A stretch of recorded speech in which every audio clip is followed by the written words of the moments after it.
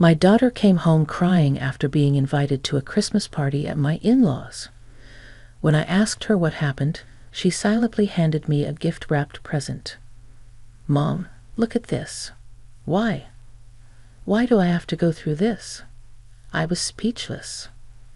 When I hurriedly checked inside, this is not a present for a child. I rushed to the police and asked them to catch the person who gave this to my daughter. As a result, the police action exposed Ed, the sender's wrongdoing.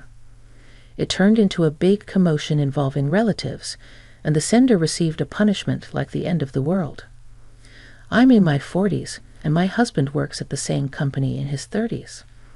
I joined the current company as a mid-career hire when I was in my mid-30s.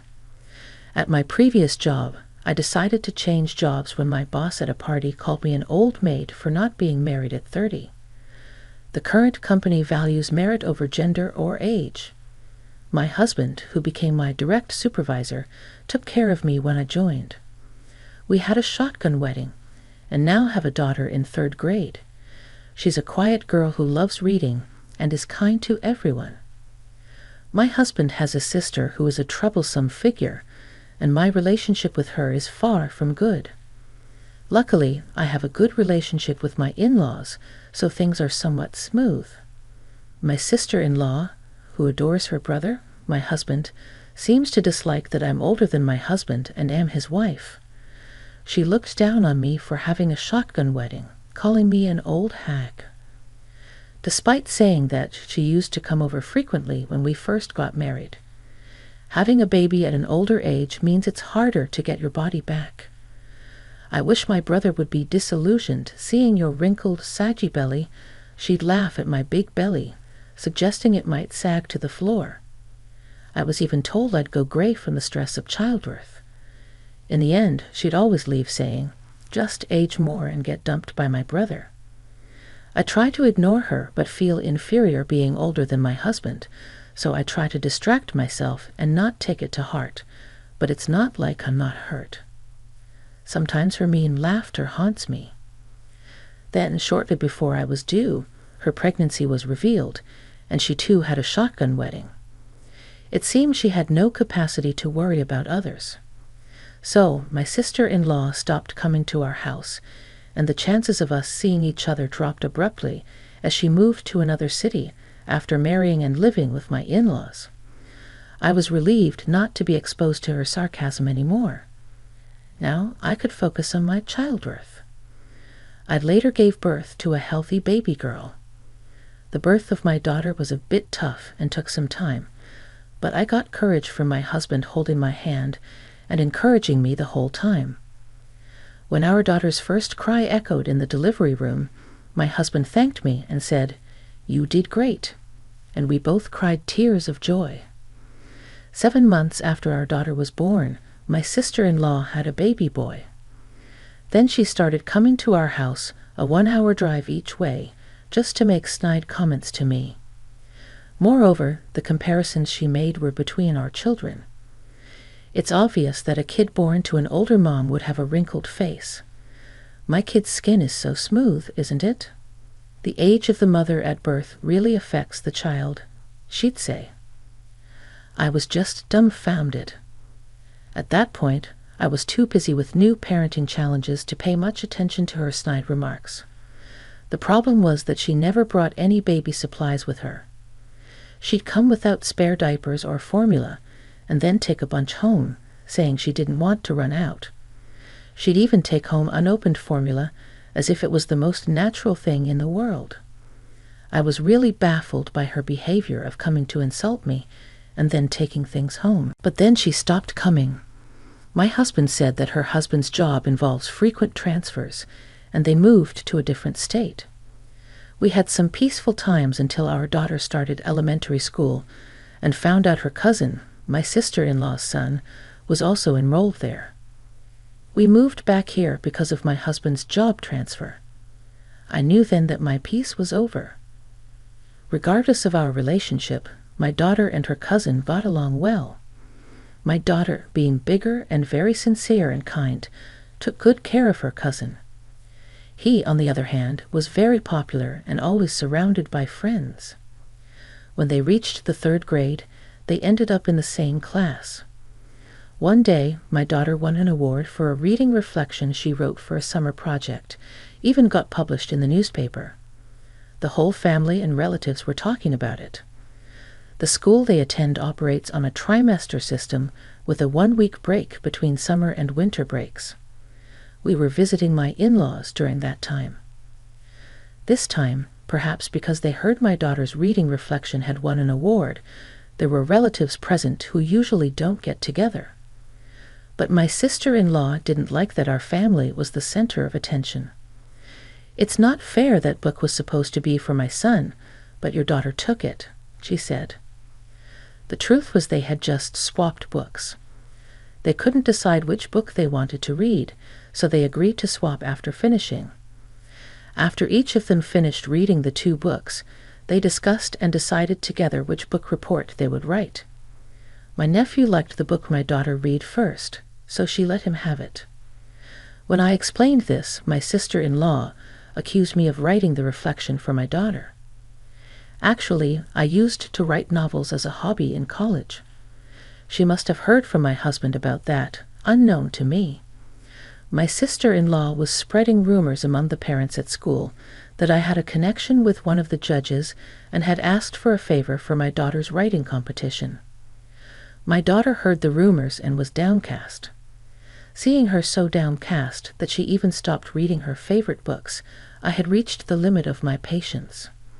I couldn't stand it anymore. Seeing her so upset, not just over me, but now she was the target of the mean comments, I wanted to discuss everything that had happened with my in-laws, but I first confessed everything to my husband for the first time.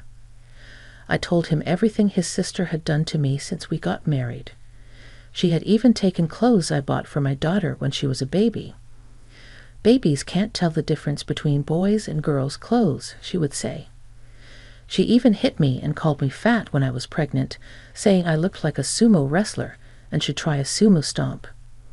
My husband was furious, saying it's not something to say to a pregnant woman, and that his sister's actions were like theft. He decided we should share this with his parents, and he would be the one to tell them. Then my husband and his parents went to my sister-in-law's house together. She was surprised to see her parents suddenly, but was overjoyed to see her beloved older brother. However, she ended up getting a harsh lecture from him and started to resent me. "You snitched to my favorite brother, you old hag, acting like a tragic heroine. Must feel good, right? It's the worst for me, though. Take responsibility, you old man," she said. At first, I answered her calls, thinking she was apologizing, but it was just her venting her grudges. After that, I set her calls to go straight to voicemail and ignored them. The calls stopped after about half a month. I thought she got bored since I wasn't responding, but I found out later that wasn't the case. In December, a children's Christmas party was organized at my in-laws. It was the first time they did something like that, so I wondered why this year. But my daughter was excited to receive an invitation. She had fond memories of a Christmas party at her kindergarten and thought elementary school would have one too. However, her school didn't do it because of their stance on religious events. Why bother with religious reasoning when Christmas has evolved in its own unique way? I thought.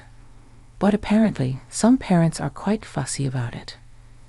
I told my daughter we should do it at home, and we had our own family celebration last year. She enjoyed exchanging gifts at the party. The invitation for the party at my in-laws stated that we should prepare a gift within a $20 budget. My daughter and I spent time at a nearby large shopping mall choosing the present. She picked out one of her favorite picture books, hoping to share her thoughts with whoever received it. On the day of the Christmas party, she carefully held the present she picked and happily headed to my in-laws. Their house is a 10-minute bus ride from the bus stop, a minute's walk from our house. I let my mother-in-law know my daughter was coming, and she offered to pick her up. 10 minutes later, my mother-in-law called to say my daughter arrived at her house, and I finally relaxed. But 30 minutes after that, everything changed. I thought my daughter would be enjoying the Christmas party by now, but suddenly I heard the front door open. It was a weekday, and my husband was at work. I was working from home because my daughter was on winter break. The door opening unexpectedly alarmed me, so I hurried to the entrance, only to find my daughter sitting on the floor crying. I asked her what happened, and she handed me a gift-wrapped bag. She said I would understand once I looked inside. So I took out the contents. Inside was a torn-up newspaper with my daughter's reading reflection printed on it, along with a message card. The card, written in red ink, said, "If you get too cocky, you and your family will end up like this stuffed animal." There were also patterns that looked like blood splatters. Peeking further inside, there was a stuffed animal that had been torn to pieces and splattered with red ink. This was too malicious to be a joke. There's no way my daughter would coincidentally receive such a gift. During the exchange, when I asked her what it meant, she said my sister-in-law had prepared this special present for her. This time, the Christmas party was meant to be child-focused, so we had all agreed as a family that adults should refrain from personally preparing gifts. That's why I didn't accompany my daughter. Yet there was my sister-in-law at my in-laws' house, knowing what she had done to me and my daughter. My mother-in-law would have informed me if my sister-in-law was there. This means she was there without my mother-in-law noticing. "Didn't you tell Grandma?" My mother-in-law had always sent to let her know if her daughter did or said anything to us. I had also communicated this to my daughter. I tried to tell her, but my aunt grabbed my hand and said she didn't call for me. She said only children with a connection to missionary schools were allowed. My daughter asked, "What's a missionary school?" And I was at a loss for words. It was just this spring one of our relatives had passed the entrance exam for a missionary school, and it was a big topic of conversation. My sister-in-law's son also went to a missionary kindergarten. There were also stories about relatives who didn't know they were attending a missionary school until they enrolled, making us realize many of us had connections to such schools. We sent our daughter to a local kindergarten and a neighborhood elementary school. My sister-in-law must have thought this topic would be a way to scold my daughter. I told my daughter to stay inside, and with the gift she received in hand, I rushed to the police station alone. I argued that it was a serious threat, but the police suggested resolving the matter within the family. However, I insisted that threats can be valid even among family members or siblings. Not only were there threatening words, but also a threatening letter and a mutilated stuffed animal, which I argued was malicious. That's when a female police officer happened by. She pointed out that threats and violence within a family are still reportable offenses. The female officer took over, empathizing with how scared my daughter and I must have been. After I provided my sister-in-law's address, she promised to go and warn her right away. My wishes were fulfilled in the end, but I shudder to think what might have happened if that officer hadn't passed by. It was disheartening to realize that some in the police still won't act unless it's an actual incident or accident. I wondered how I could protect my daughter in case of an emergency. That evening, when my husband returned from work, I told him everything that happened. He was furious with his sister for ruining our daughter's fun out of spite. He immediately called his parents to protest since the Christmas party was happening at their house, and they supposedly didn't know anything about it. They claimed they had no idea my sister-in-law was there. They had left the back door unlocked, so she might have entered that way. My mother-in-law apologized for not paying attention to the comings and goings of people, as she was busy picking up other grandchildren nearby. My father-in-law had been away at work during the day. The Christmas party was mainly organized by the middle school-aged nephews and nieces, and my mother-in-law had mostly left it to them. Apparently, the police officer had firmly warned my sister-in-law later. From what I heard, she was told that any further reports could lead to more than just a warning, so things should be fine for the most part. However, my in-laws were distressed by my sister-in-law's actions, which had gone so far as to involve the police. It could potentially lead to criminal behavior. Consequently, they called a meeting with both our family and my sister-in-law's family, with the parents present for discussion. When we arrived at the desert at my in-law's house, my sister-in-law and her husband hadn't shown up yet. They finally appeared right at the last minute, with my sister-in-law clearly sulking. It was obvious she wasn't remorseful and was resenting me for calling the police. Her husband, sitting next to her, looked clueless about why they were summoned. He seemed to have been called without being informed of the reason. During the discussion, he was shocked to hear for the first time about all the things his wife had done to our family, unaware that things had gotten to this point. My sister-in-law's husband profusely apologized to us, feeling sorry. My in-laws, seeing his reaction, asked my sister-in-law if she had anything to say, but she just responded with "not really." She didn't seem to understand why she needed to apologize, acting as if she hadn't done anything wrong. I didn't do anything bad. The police came but didn't arrest me, right? So that means I didn't do anything wrong, she reasoned. Everyone else was dumbfounded by her logic. This is what they mean by being so shocked that you can't close your mouth. It seemed like a waste of time just lecturing her. Then, out of the blue, my sister-in-law's husband declared he was divorcing her. We were all puzzled because it seemed like they had a good marriage. Responding to our surprised looks, he confessed he had reached his limit with her behavior since they got married.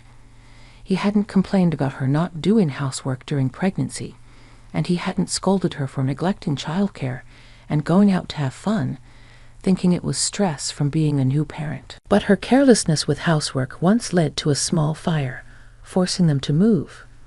She, being vain, had insisted on their son attending a prestigious kindergarten when she heard other neighborhood kids were applying, but he didn't get in due to a lack of preparation.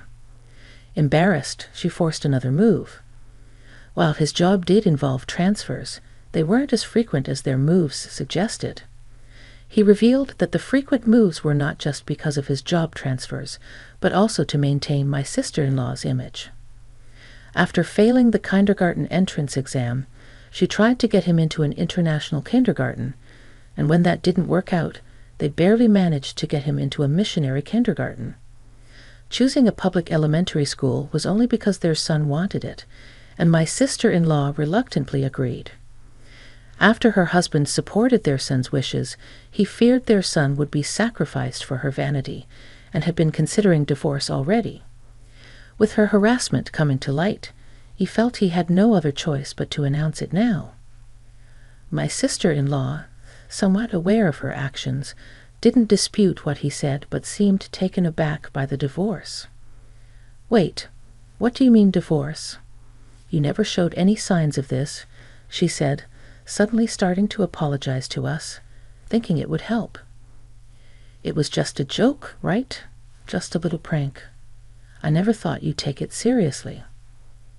"A joke? A prank? That's something done among people who have trust. My daughter knows all about what you've done to me. How could she take it as a joke? Moreover, that hostile message was too much for a third grader. Even adults would be scared to go outside if someone threatened them," I told her. Her husband criticized her, asking if she could say the same thing to her own child, and said her actions were unimaginable for a parent. Just because someone is a parent doesn't mean they have parental feelings.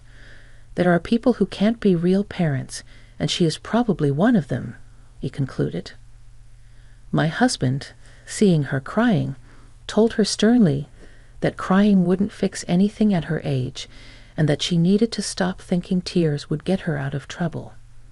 She cried even more, insisting she did nothing wrong and wasn't to blame. Why am I the only one being blamed? Is everyone ganging up on me? It's all because my brother married an older woman. My brother's wife should be smart, beautiful, and do better than me. Our marriage and her harassment are totally separate issues, right? We already thought she was a bit off, but even my husband was astonished at her stupidity. No one tried to comfort the inconsolable sister-in-law. The discussion couldn't continue, so we decided to adjourn for the day. Her husband had to drag her to the car and take her home. Their divorce eventually happened, but it was a messy affair due to her stubborn refusal to agree. Her son's accidental revelation might have been a factor in her agreeing to the divorce. He, without any malicious intent, simply shared what he saw with his friends. However, the parents who heard the rumor did not remain silent. After winter break at school, my nephew talked about having a Christmas party with his older cousins. It seems that at school, they used a class to have a presentation about their winter break memories. Among stories about what they did on New Year's Day and video game consoles they received as Christmas gifts, we all exchanged presents. Then I saw my mom giving my cousin a special present just for her, and I thought it was unfair. When the teacher asked what kind of present it was, my nephew described exactly what he saw. I saw it. The cute stuffed animal was all torn up with lots of red stuff on it, like blood. The story became a topic of discussion among the school teachers, and it escalated into a major issue after the children who heard it went home and told their parents. My daughter, with her heart still hurt, hasn't been able to go back to school since the Christmas party. Her cousin didn't share the story to be funny, but rather to find a way to stop his mom's terrible behavior. He, too, was pained by her actions. Learning this, her husband realized he couldn't delay the divorce any longer and agreed to her demands in exchange for her consent. By then, she had become infamous in the neighborhood as the woman who threatened children, and no one would associate with her. Feeling cornered, she agreed to the divorce, thinking returning to her parents' home would end her nightmare. However, it was my sister-in-law who ended up in tears when she triumphantly returned to her parents' house. They turned her away at the gate, banning her from ever showing her face there again. With nowhere to go, she resorted to spending nights with random men in exchange for meals and a place to stay. When she couldn't find a man, she borrowed money from dangerous sources and accumulated a massive debt. Eventually, she disappeared. My husband and his parents decided not to file a missing persons report, reasoning she's not a child anymore. They agreed it's better this way, not willing to take care of her if she returns. Since then, my daughter has been able to go back to school on her own. Her former brother-in-law didn't move, so her cousin still attends the same school. He now says it's his turn to protect her, and they have become closer than ever. This has led to a deeper friendship between us and my former brother-in-law, as our children have brought us together. My in-laws, calling both my daughter and their grandson their dear grandchildren, step in as his guardians when he can't do to work. With my sister-in-law gone, there's no more tension, and we have built a very trusting and reliable family relationship.